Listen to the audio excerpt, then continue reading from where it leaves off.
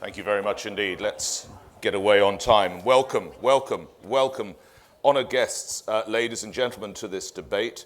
I'll explain how it works in just a moment. We are, of course, this House believes that the rise of populism is a dangerous thing for society. Just a couple of opening remarks from me. I'm Nick Ferrari. I'm a British-based broadcaster. I appear on a British radio station called LBC, and I'm regularly on Sky News. Let's talk a little bit about populism. It is an extraordinary phenomenon. In the UK, it's led to the creation of such things as Brexit and Nigel Farage. A seriously frightening, unstoppable, nail-biting ride where, frankly, no one knows it will end. Brexit's pretty scary too. In the US, with the announcement that yet another person has gone from the White House overnight, it's been credited with the creation of Donald Trump.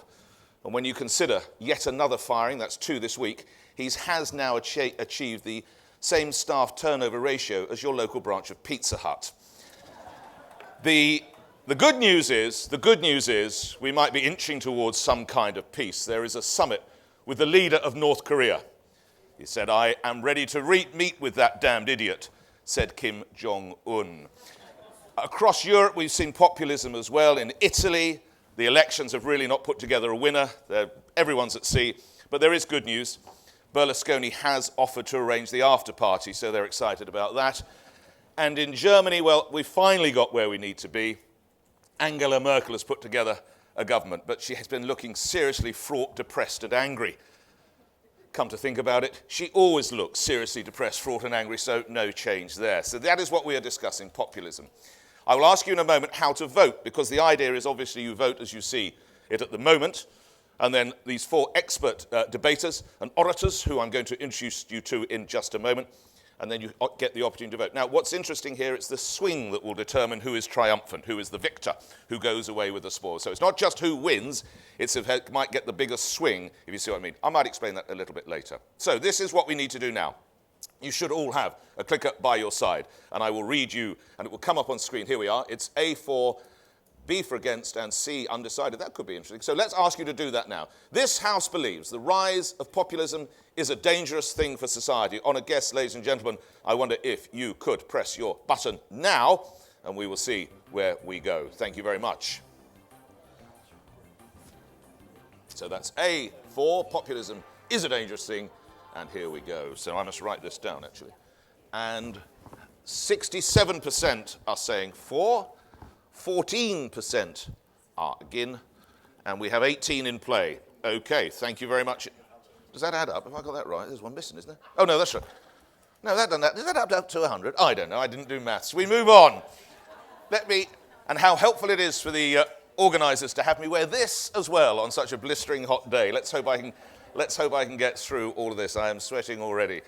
Almost sweating as much as a pregnant nun. So let me introduce you to the speakers, and what a panel we have. Now, some people are fortunate enough to go to Oxford and some to Cambridge. Well, this professor's been to both, and unlike me, it wasn't just for day trips. He's also been to Harvard as well, for good measure. Your appreciation, please, for Professor Simon Schama. Geoffrey Canada is president and CEO Harlem's Children's Zone. His work has earned the respect of so many, including former President Obama. And it's fair to say, alongside the restaurant Sylvia's and the Globetrotters, he's one of the most famous things to ever come out of Harlem. Oh, and one of his brothers played for the Globetrotters too. Appreciation, please, for Geoffrey Canada. Here we are. Now, let me introduce to you Mina Al-Arabi, who's editor-in-chief of The National in Abu Dhabi. Mina is a Yale World Fellow and advisor to the Global Dignity Day movement. And she's told me just now they are reviewing President Trump's application. Your respect and admiration, please, for Mina.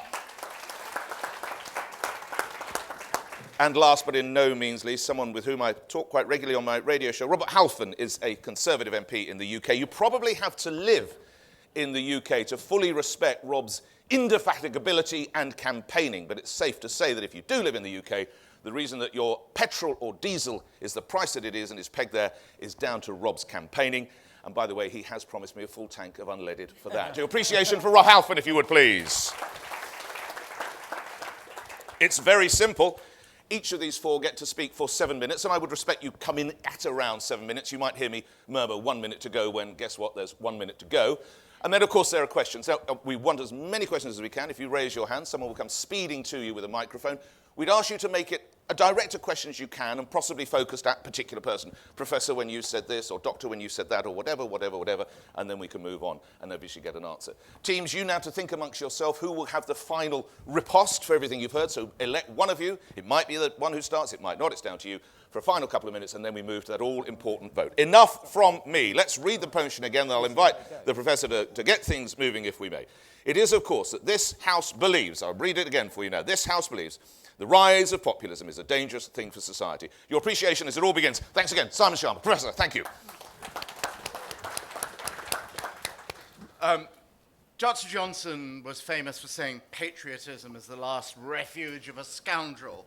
And were he to be alive right now and sitting where our illustrious chair is, he would say the same thing about populism. It's based fundamentally on a lie, and the lie is embedded in its own nomenclature. If you look at its leaders, it tells you absolutely everything about it. Nigel Farage, their whole notion is that they're embattled for the people against the elite. Nigel Farage was a city trader. Donald Trump inherited his wealth. Steve Bannon worked for Goldman Sachs. These are not horny-handed sons of toil.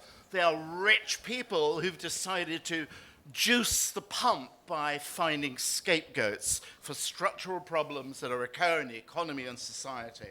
So the first thing they do, actually, essentially, is distort and destroy the truth about themselves. Essentially, what they do is actually make use of a particularly difficult structural situation. There are all sorts of structural problems that are happening in the economy all over the world. For example, the replacement of coal by renewable sources of energy and by the cheapness of natural gas, but doesn't prevent Donald Trump, our champion of the people, promising miners that they will get back their job, very few of whom have actually got it and are likely to get it. Doesn't prevent him to go to a factory like Carrier Air Conditioning, actually promising to save their jobs, only to discover, what a surprise, not very long afterwards, hundreds, indeed almost 1,000 jobs disappear off from his promises and from the place of manufacture. And above all, why it's so dangerous to society is that the oxygen of populism is hatred and division. It's always someone else who's to blame for these problems. And populism, from its founding in 1890 under Tom Watson in America, blamed blacks and Jews. Populism in its marrow is racist. It's about us and them, as it was in the Trump campaign. It's about us and them for Viktor Orban in Hungary. It's all the fault of George Soros and sinister international conspiracies, a code word, of course, for the Jews. It's in its marrow and its DNA, it's almost always anti-Semitic as well. And it very seldom ever actually, apart from not respecting the truth, proposes positive solutions to all of this.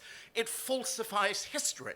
That's another piece of characteristic about all true populist movements. From Brexit to Viktor Orban's extraordinary defense of the Christian mission of Hungary against the Ottoman Empire, to Erdogan, doesn't prevent Muslims from being populist either, Erdogan's bizarre distortion of Ottoman history. The idea is to present a vision of the past, which, as an historian I can tell you, is untrue. When there were no nasty immigrants around, there was a homogeneous, monolithic, pure people, and the purity of that people is to be reasserted. In order to do that, how am I doing? You're doing very well, sir. You have 3 minutes if you want it. Spectacular luxury. And guess what? And why, actually, it's wonderful to have a debate in this atmosphere of good humor, no doubt will go on, but it's not actually a funny situation we're in. Because actually populism's natural way of expressing itself is authoritarian. If you look at Salvini, who is the model of a populist in Italy, in the Five Star Movement, Salvini is an unabashed admirer of Mussolini, as is Steve Bannon, who in the other day said, yes, that's really a guy's guy. And wow, this gives you a sense of the depth of populist philosophy. What a fashion sense Mussolini had. The notion is that you do not actually embody populist philosophy, populist politics, except by the assertion of a heroic strongman. And that strongman is in a position, essentially, to damage the institutions of democracy. Donald Trump turns everything on its head. So actual news reporting is fake news. He also is sort of casual about lies. Just the other day, another populist move. He chuckled at the notion that he'd completely made up all the data about trade deficit and surplus. About a minute, with Simon, Canada. if you would, sir. About a minute to go, sir. Thank you. Okay.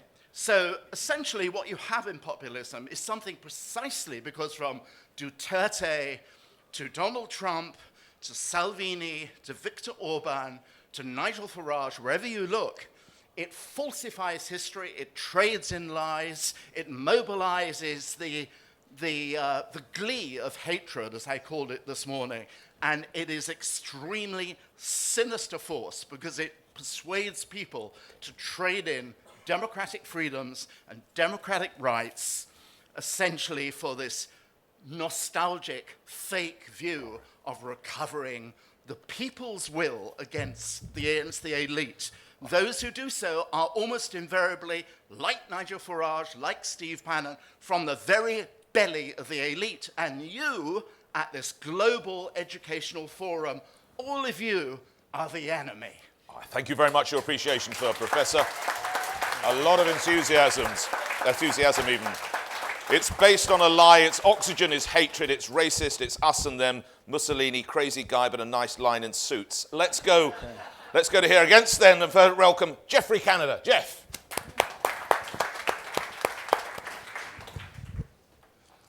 I listened to the professor and I thought I was on the wrong side of so I think I'm on the right side.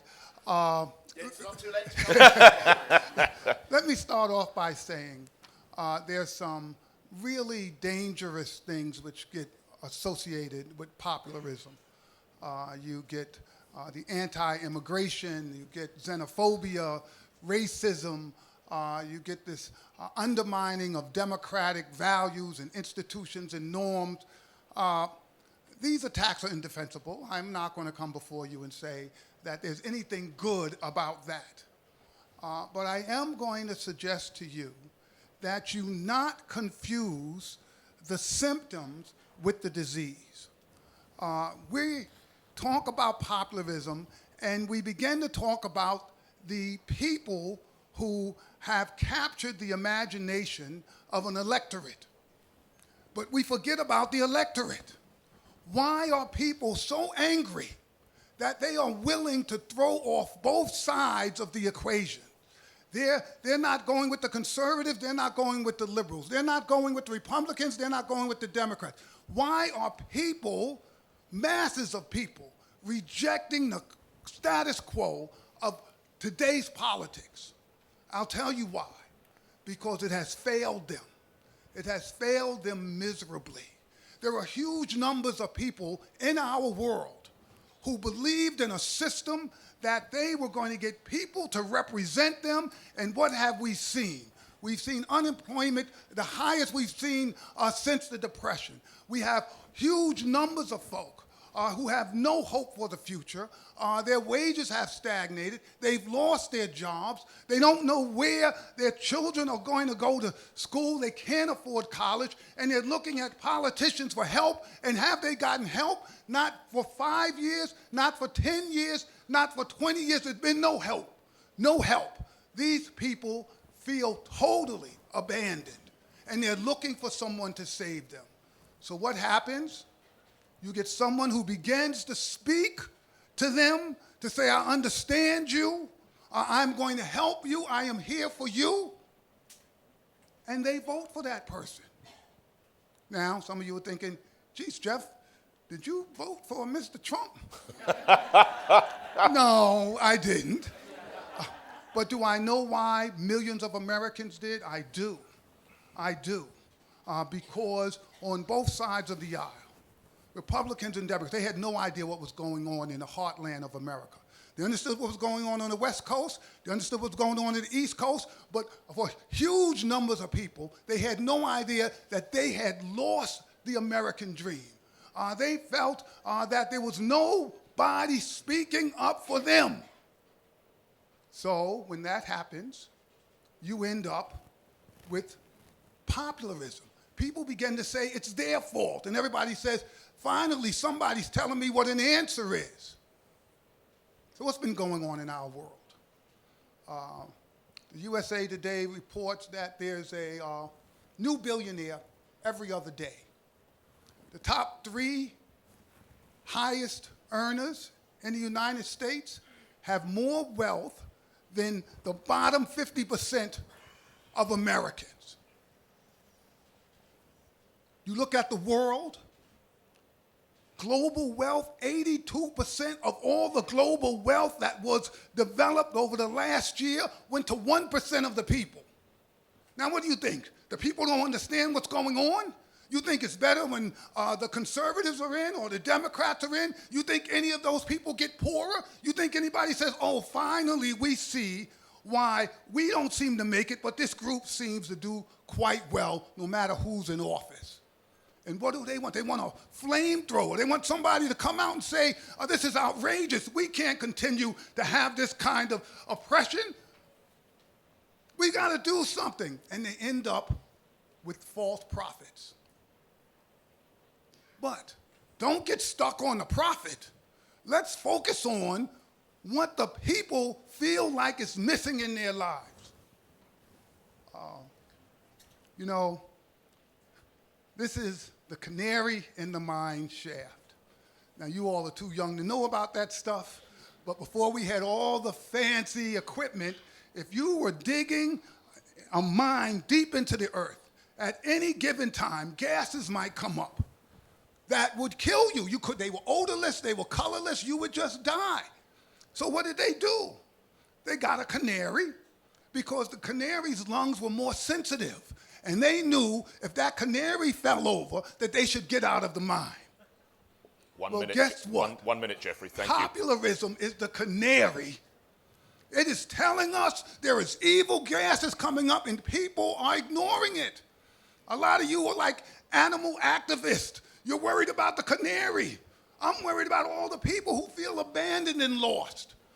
We need to remember, if we don't deal with the people and handle the issues they have, we will continue to have folks who come up who claim to speak for them while everybody else ignores them. Popularism is a symptom of a broken system, and thank God we have it, because it is still democratic. It is still, the people voted this. No one snuck and changed the ballots. People voted in democracy and said, this is what we want. Why did they do that? We better listen to this.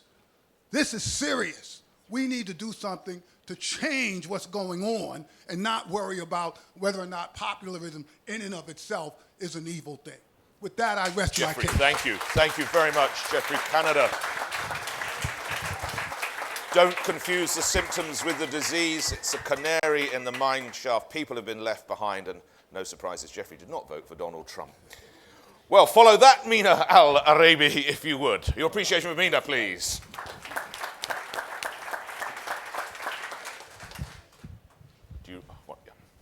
The short person's always left out. We need to have a debate on that. Please remember what we're debating here. Please remember the point. Is it about, is our system perfect? Have the elites delivered? Are people happy with the system? That's a completely different debate. And the honorable gentleman made a very strong point, saying that there are these ills and there are these problems, and we would be wrong and ignorant to ignore them. What we're debating here is that populism, is that identity politics, is that driving a wedge between me and Simon, because I'm a brown Muslim woman and he's a white man, means that we can't get along. That is what we're debating here. Populism is a convoluted topic. People will define it the way they want to. They will say, well, populism means that you are giving the people what they want. But at the end of it, what we're actually seeing is that people who are just against the system, but what are they for? We have to build a future where we agree what we are for and what we want to build together. And that's part of the reason we're all here at this great forum. What worries us about populism is that the focus is on what divides us and playing on those emotions and grievances to say reject the other, rather than actually giving us solutions. Added to that, the problem of populism today, I'm an Iraqi Brit, so as a Brit, I will speak here about Brexit and what it brought, was actual lies. We now have people in government who lied to us, saying that, you know what, there's going to be £350 million coming into the coffers if we leave the EU. As somebody who is so proud of the NHS, I'd vote for that. But we knew those numbers were not real. Many people ended up voting for Brexit also because they want to take back power from Brussels. That's fair. That's a different topic from saying, I am against the immigrants that were put on a poster by Nigel Farage claiming that that is what the EU is leading to, forgetting the actual borders we do have in the British Isles. Another point for you to think about as you come to vote and make sure that Simon and I leave here as winners of this debate, but also as you go back to your own countries and look at the person who's sitting next to you on the bus or who's crossing the road. If we fall prey to populists, we will all here sitting together reject the idea of a global citizenship. Now, we all have to think local, we have to care about our streets and schools, but we also have to think of this globe and where we're going. If we let populists make us believe that we can only care about our small little locale, the future is not bright. 2030, those sustainability development goals are all out the window because we will only care about our little turf, and that is how we will destroy society, but we can also destroy the world. I would ask you to think about accountability. Populists, for example, the Five Star Movement, who were able to play these Italian elections brilliantly, said that actually they would deal differently from the deficit. However, they just announced yesterday they will shelve plans to raise the budget deficit, just like that. I win an election, and elections are important, and democracy is good. However, you can't promise me one thing and then come into office and decide to change it. And that's what we've seen time and again, coming from populists who will say one thing and deliver the other. So you must vote with that in mind. Saying what I want to hear is different from delivering what I actually need. And that's what we need to work on. Again, the system is not great, but if we want to take down the system, we have to give a better alternative. Not to me, but to the 3-year-old and the 2-year-old who don't control the voting ballots, but will reap the results of what populists actually bring. There's a concern that experts, elites, people who may actually study or prepare for coming into government are all bad. We're going to use the same brush to speak against them all. If that's the case, next time you have a toothache, you know your tooth hurts. You know there's something that needs to be fixed. Are you going to go to the learned person who can actually be your dentist? Or are you going to trust me to bring a pair of pliers and figure it out as I go along? We cannot afford to have people to learn on the jobs, but we have to encourage people to come into politics, not based on populism, but to come into politics based on how we can fix the system. So my urge to you is, as you're thinking about this discussion, is not to brandish people who talk about the problems of society and the political system as populists as such, but to actually think who are the new faces and the new voices who are bringing realistic solutions to our very terrible problems. I rest my case. Thank you very much. Thank you. Thank you, Mina. Mina, a natural-born broadcaster, coming in bang on 7 minutes. I'm very grateful to you. Thank you. Now, for the final speakers, then remember, it's your opportunity to put your questions. Give us your name and a brief question and target, if you would. Appreciation now, please, for Robert Halfon. Robert. I have to say it was good to hear Simon Sharma speak this morning in a brilliant speech. I was interested that his opening remarks were saying, I'm glad to be in a room full of teachers, but not of bankers. And I thought populism is okay as long as it's your kind of populism. Now, we can spend all day arguing the semantics of what exactly populism is or how these people have gotten away with it. We can occupy ourselves wringing our hands, frowning, tutting, and eye-rolling in response to the stupidity of the people who voted for these dangerous demagogues. There's been plenty, and examples have been cited around the world, and it rumbles on. But the debate of what populism is or isn't possibly less important than looking at the politicians and policymakers who now find themselves on the outside. Just perhaps the current and past populist movements have an uncomfortable truth to present to us all. Obviously, it's far easier to think that if the hordes aren't bright enough to see the wisdom of our ongoing statistically proven policies and social models, then they must be simply easily led, or at worst just stupid, racists, or even ridiculous, misguided, idealistic leftists. But if as a politician you don't believe any of that, as a politician, if you really believe any of that, then you absolutely do not deserve to be elected. The leader of the Liberal Democrats in the UK said recently about Brexit, too many were driven by a nostalgia for a world where passports were blue, faces are white, and the map was coloured imperial pink. But the real reason for Brexit was quite the opposite. Voters, often working class, were being left by globalisation and are yearning to take control. And I voted Remain, but I learnt this from my 68% of my constituents who voted to leave. And they're not racist people by any shape or form. And by disrespecting the electorate in this way, we fall into the trap of becoming the same simplistic mindset that we condemn. We adopt a rhetoric filled with equally thought-stopping phrases that we suppose are employed by the people and movements we claim to fear. And as politicians and policymakers, it's worth looking at where we failed those who've elected us. What is it about society we've been responsible for creating that has made so many people feel that they are outsiders? Have we genuinely listened and responded? Have we served with authority or become authoritarian? Technocrats raving about the IMF and the strength of the pound in elections is not relevant to people who are struggling. These people's lives are tough enough as it is, and you present them with a spaghetti of acronyms of the OECD, of the IMF, the EU, telling them how their lives are going to get worse. Well, how can it get worse when they're struggling enough as it is already? How can they even understand the acronyms that are presented to them? Now, we can accuse the likes of Farage and Trump and their cohort of isolationist policies and pulling up the drawbridge. Or we can realise they're popular because they actually represent democracy, even if I may not agree with it personally, and an authenticity.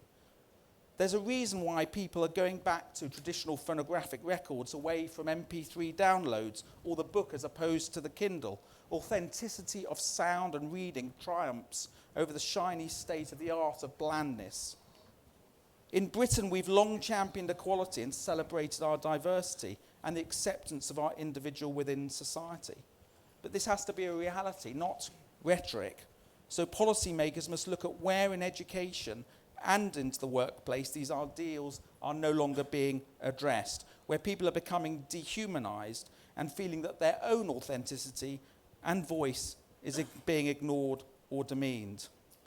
1 minute, Robert. We can sneer cynically at a political party in Poland for being populist or offering childcare benefits that people clearly want and need.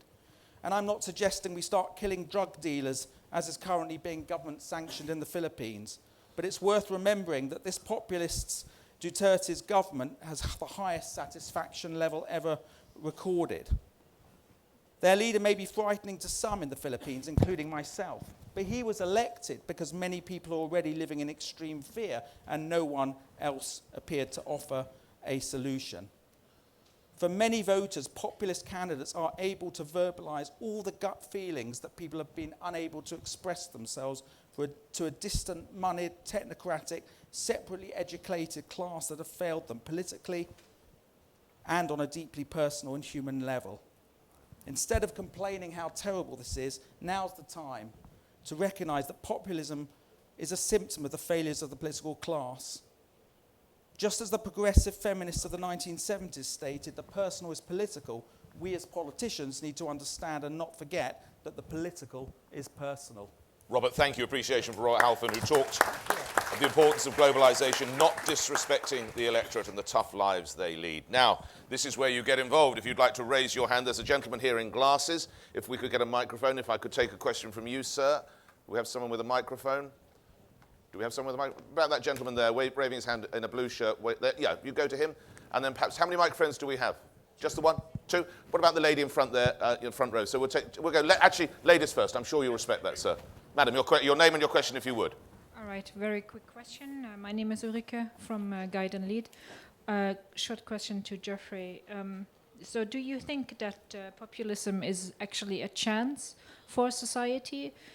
Because now intellectuals woke up to the issues of the followers of the popularists? Geoffrey, I'm going to take the other question. You'll be up in a minute. Let's take you'll answer Aluka in a second. Thank you, Geoffrey. Aluka, thank you. Behind Aluka, your name, sir? I'm Bobby Ghosh. Hi, Bobby. My question is to the Right Honourable Mr. Halfon. Yeah. How can you justify? How can you say that people are disrespecting the electorate when they criticize the populace, when the populace essentially win their elections by lying to the electorate, which is more disrespectful than anything else I can think of?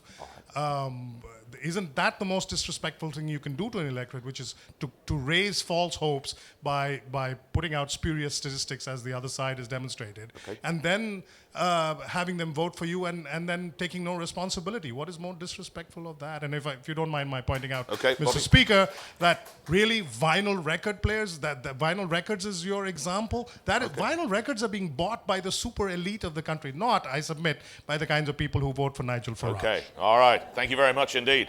They're in dire straits, is what he's saying, I sense. Just checking you're still with us.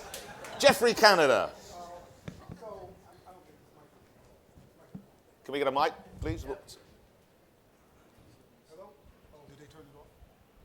They're trying to silence you. It's the Kremlin, Geoffrey. Yeah, Putin's ordered it. As long as that's the only way he silences you, we'll be all right. Let's try again. Geoffrey Canada. Thank you. The question was, do I believe that the current rise of popularism is going to wake up? Yes, a chance for society. The society. Yeah. My answer to that is I certainly hope so. What has happened in the past is that these movements have come and people have not, the traditional parties have not responded to it. They have not decided we better go out and listen to what folks are saying, and I have a feeling that that could be repeated again. Do I believe right now there are a bunch of people trying to figure out what happened in our middle part of our nation and the southern part of our nation in those rust belts? I absolutely do. And I think both the Republicans and the Democrats are rethinking how they're going to position their message to those folks. Okay. Now, do I think that they're going to be radical enough to move that crowd? I'm not sure. I will tell you this, though. I believe that if Bernie Sanders had won the nomination, that he would be president today. I think he was speaking to a group of folk who felt left out. And I think that that's what's been missing. And I'm hoping that we'll see politicians go back to those places that feel abandoned and begin to speak to those people. Geoffrey, thank you very much indeed. If you'd pass the mic to Robert Halfon. Thank you. The idea of lying to the electorate and your record collection, if you would, please. Well, thank you. First of all, there were, on both sides, there were figures given out in the referendum debate that are highly questionable. We were told we were going to be in Great Britain in deep recession, unemployment would go up. Actually, we've had growth and unemployment has gone down. And the key thing, and this is from someone who voted Remain because I believe in an alliance of democracies, the key thing was taking control, that the NHS argument was not a lie, because what they were saying is that if the money comes back to the United Kingdom, then Britain will decide how that money is spent and hopefully we'll spend it on the National Health Service. The record example was just one example that I was giving, but my key point is about authenticity. Authenticity, that's why these people are being voted in, because whatever their backgrounds may be, they appear to the public as authentic, and and what you should say is not about the it's the political classes of all parties mainstream parties across the world that have let down and left so many people behind for one reason or another, they're the people who are responsible for this. Right. Robert, thank you. Questions? I'd like to take questions from this side, so keep your hands up if you have a question for this side of the House. And there's a lady, if could you, in a dark top there, yes, that's great. And we have another question. What about this gentleman over here with a black suit with his hand up there and I think a pink shirt? Or it might not be pink, I apologise, sir. Anyway, we'll take the lady. It's a very nice shirt, anyway. So we'll take the lady first, if we may. Thank you. Hi, Your name? Nadia. Nadia, thank you. And my question is for Simon Schama. I'm actually interested in the roots of populism. And I wonder, does the application of modernism as a current pedagogical foundation for teaching the humanities actually perpetuate populism? Essentially, are we teaching our children through history, geography, and citizenship to be a populist? Interesting point. Come, hold there if you would, Professor. We'll take the next question, then we'll ask you to respond. Sir? Well, I'll take the next sorry, question. That's all right, Professor Simon, thank you. Sir, your question. Thank you. Eric Dietrich from New Hi, York Eric. University. We've heard a lot about populism in North America, the United States. What about the rise of authoritarianism Yep. in other parts of the world? The removal of term limits in China, what's happening in Russia, North Yep. Korea, other places. How is populism interacting with authoritarianism? Eric, thank you. Professor, if you take the first question, if you would. Oh, well, I wouldn't for a minute say that populism actually is exclusively responsible for authoritarianism. Chinese authoritarianism was inherited in the first place from Mao Zedong, and before that from the long tradition of imperial autocracy in China. However, is new populism, which is what we're debating, enabling the rise of new authoritarianism? Absolutely, it's our case that it most certainly is, because it's all about charisma, it's all about instinct, above all, it's about patriotic chest beating. I just want to go to your point as well. It seemed a very good question, but I didn't quite get the premise that we have a kind of modernist pedagogy. History, I mean, I think I know what you mean, but do you actually mean kind of post-structuralist theory and so on? Is that, yeah? Nadia's Nod shaking your her head. head. No, she's Nadia, shaking. Nadia, do a Professor, Nadia. Nadia's nodding. Nadia. Essentially what I'm referring to is this idea that, one, there's a linear progression and a consistent progression, because if you look at most history syllabuses, it's like, first we did this, and then it got better, and we did this, and then it got better, and then we did this. And secondly is an us versus them, or a other focus in especially geography and citizenship courses, where in Western schools, British, American, Canadian, Australian, when we're focusing on questions such as poverty, there tends to... I do understand sympathy. I don't recognize that at all as a main problem, I have to say. You know, for example, if you're teaching American history, everybody in an American high school classroom recognizes the occasional blip, like the American Civil War. So I absolutely don't think there's kind of linear simplicity leading to... Populism is based on a falsification of history.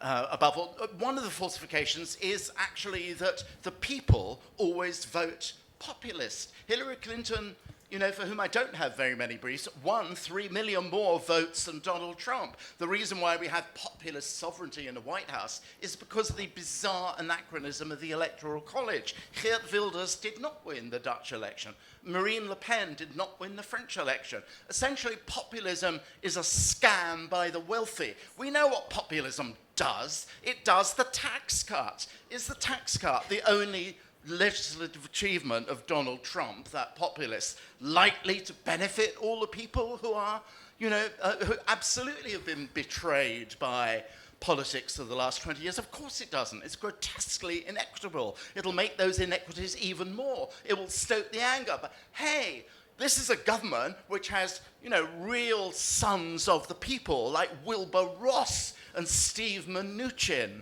and Scott Pruitt, the lobbyist for these. The whole thing is a gigantic con, and if we want to be cons, perish the world. Professor, thank you. Let's come for more questions. I think let's come up here. Let's come up here. And we'll have a question from a gentleman here in a beige jacket, and then a question from a lady right in the back row. So let's go here.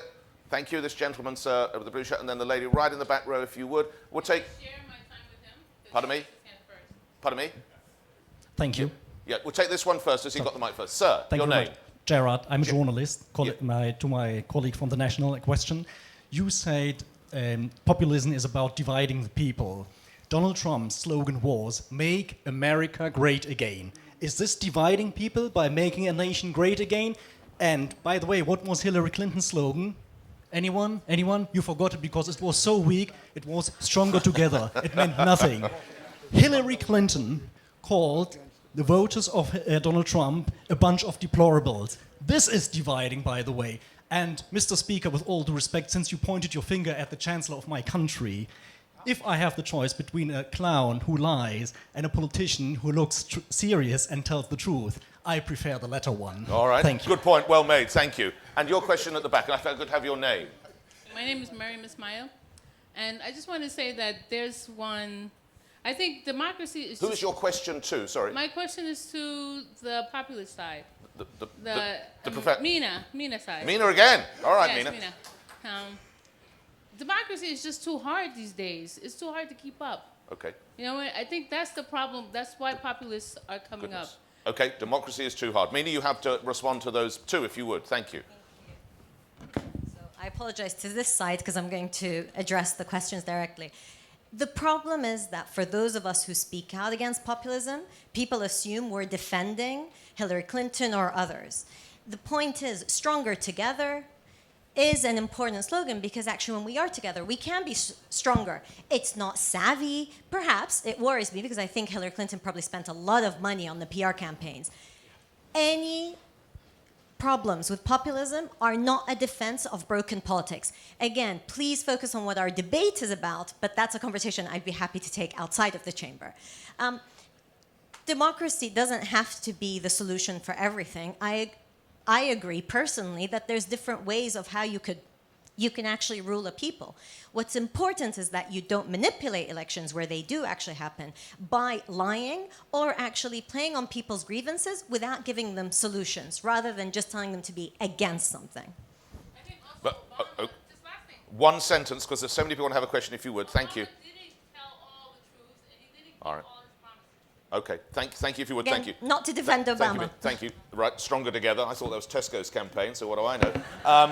Let's get another question. There's a lady here in a green top. I'm going to go to you, and let's have another one. There's a gentleman in a grey sweater there. I'll take the lady of your name first, please, madam. Sana Manderlini from the International Civil Society Action Network.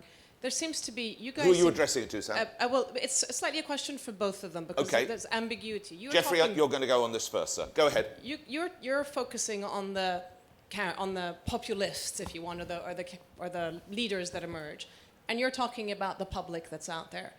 But if we think about populism in its wider sense, we had the largest demonstrations, women's marches in the world after the Trump elections, and 2 years in a row. We've just had 1 million kids on the streets of the United States against gun violence. So does that count as populism as well? Isn't that an element of the public emerging with its own leadership? Is that something that is, how do we define that? Because that's also Jeffrey, hold that thought. This will be the final question, sir. Your name first, if you would. Julian Bergini. This one's for Jeffrey Canada as well. Because everything you said, Jeffrey, is exactly right, don't you agree that you have to vote with the opposition?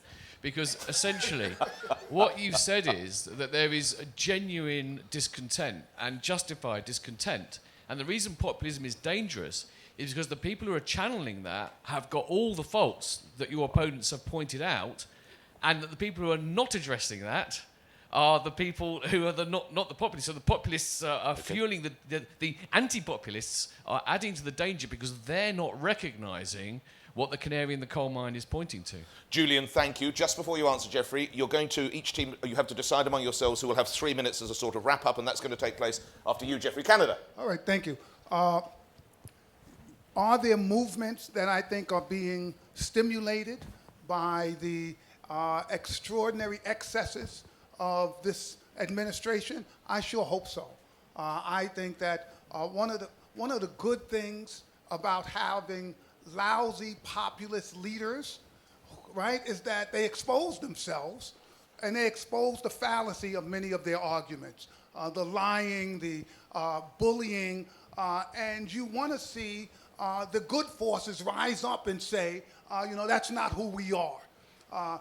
Sometimes I think we have to take a hard look at ourselves and say, you know what, that is part of who we are, because 35% or so, no matter what happens, they tend to stay with the president, no matter how outrageous some of these things are. But the hope is that democracy will spring a new movement where people reject these ideas and come out in massive numbers, which are the only thing that influence politicians to decide maybe there's a crowd, I better go and get in front of them so I can act like I'm a leader. So I think that's part of the challenge, and some of us who are activists, I think we have to take advantage. Should I not be arguing the other position on this?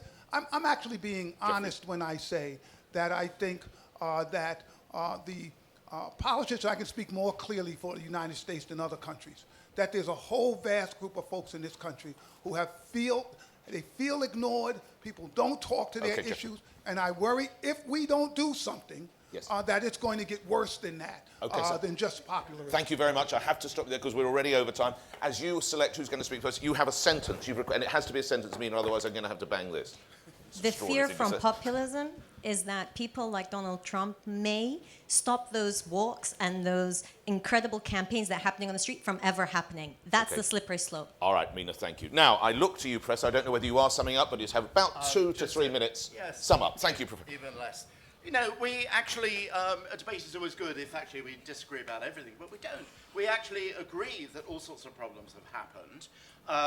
The question is actually whether populism or whether anti-populism is more likely to address all these issues of alienation and neglect and so on. And one has to actually remember that at the end of the administration before Donald Trump, unemployment was actually down to about 5%. So the notion, this kind of extraordinary, kind of paranoid, apocalyptic image of American carnage, we've seen what American carnage is really like, was a kind of manipulation. It was another kind of lie. It's very, very simple. Populists want someone to blame for this. They want immigrants to be blamed for it. Very often they want Jews to be blamed for it. They want other foreigners, faceless bureaucrats in Brussels. They want someone to scapegoat. They don't have solutions. When they get the chance to actually have solutions, it invariably is for the rich. It's for those who actually caused the problem in the first place. If you want to see what populist legislation looks like, look at the tax reform in the United States. If we all agree that there is distress in the world and alienation for the political system, you have to choose between a fantasy and hard work. And we are on the side of hard work and against charismatic snake oil salesmen. Thank you very much, Professor. And to wrap up the case against the motion, and the last speaker we'll hear, it's Robert. Okay, Robert Halfon. Thank you. I think the lady over there had a very important point when she talks about the Women's March and the gun control march, because that is a form of populism. I mean, this is the whole issue with this debate. Populism are things that are popular. That's why, as I said at the beginning, to Simon, he's a populist too because he wanted to have a bash at bankers. And what we need to understand here is that what the public want popular policies. Nick talked about the fuel campaign that I did, and that was, for many, many years, government put up fuel duty. It was just something that always happened. And then I found that people were sleeping in the car parks at McDonald's in my local constituencies, in my constituency of Harlow, because they couldn't afford to go home. And I realised how big and how serious this issue was. And so the government did a popular thing by freezing fuel duty since 2011. That is populism. What we need to understand, as I reiterate again, I was a Remain voter, but I have listened to my 68% of constituents who voted to leave, and the majority of the country who voted to leave, is that politicians from all parties were not answering their concerns.